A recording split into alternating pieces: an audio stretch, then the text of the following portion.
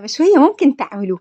فرخة شيش سهلة كده وسريعة وبسيطة، هتنجز معاكم وقت. الناس اللي ما بتعرفش تطبخ او ما بتعرفش تظبط الاكل او ما بتعملش المشاوي بطريقة حلوة، دي بقى هتكون احلى فرخة تعملوها في حياتكم.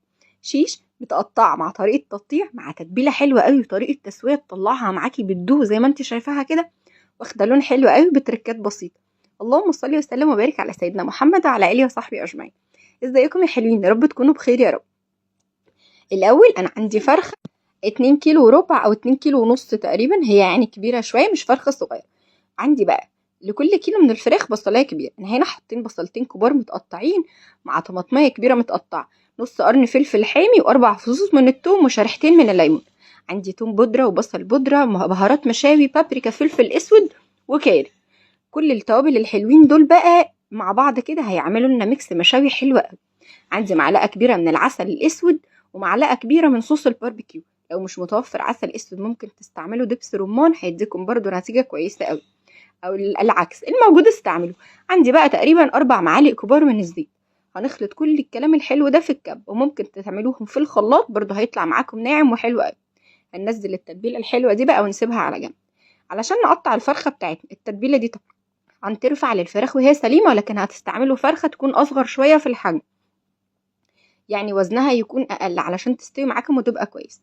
الاول فصلنا الفرخه كده جزئين، وهنعمل الورك على 3 قطع. يعني الفرخه الشيش مش بنخلي الورك سليمه كده او على قطعتين بس، لا، علشان تبقى مستويه معانا وحلوه هنقسمها على 2.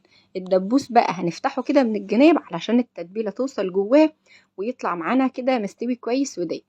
من النص بقى هنقسم الورك كده الجزء البقيان بتاعه لقطعتين، تقدروا تستعملوا مقص او سكين. الورك التاني بنفس الطريقه، والصدر بتاعي طبعا علشان اللهم بارك كبير هقسمه على عدد قطع. الاول فصلت كده الجزء اللي تحت ده على جزئين، وبعدين بنعمل الكتف. ركزوا اكتر في طريقه التقطيع.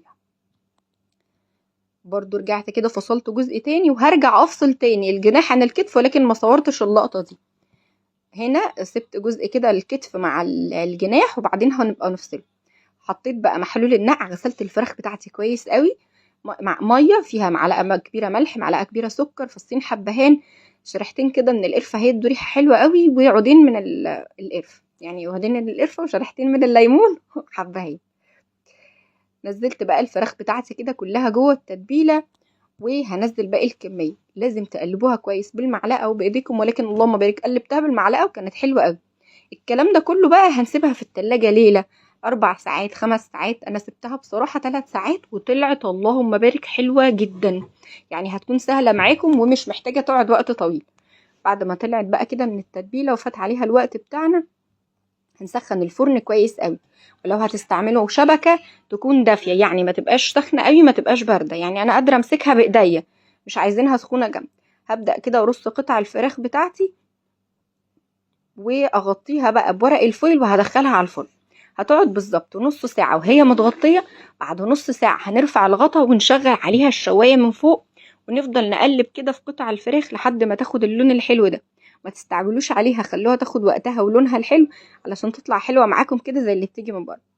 طبقت بقى ورقة سلوفان صغيرة كده، وتقدروا تستعملوا طبق صغير، حتة فحمية بقى وشوية زيت، وبقى ممكن تسيبوها 10 دقايق كده مثلا ولا حاجة، هتطلع معاكم بتدوب واخدة ريحة فحم من غير شوي على الفحم.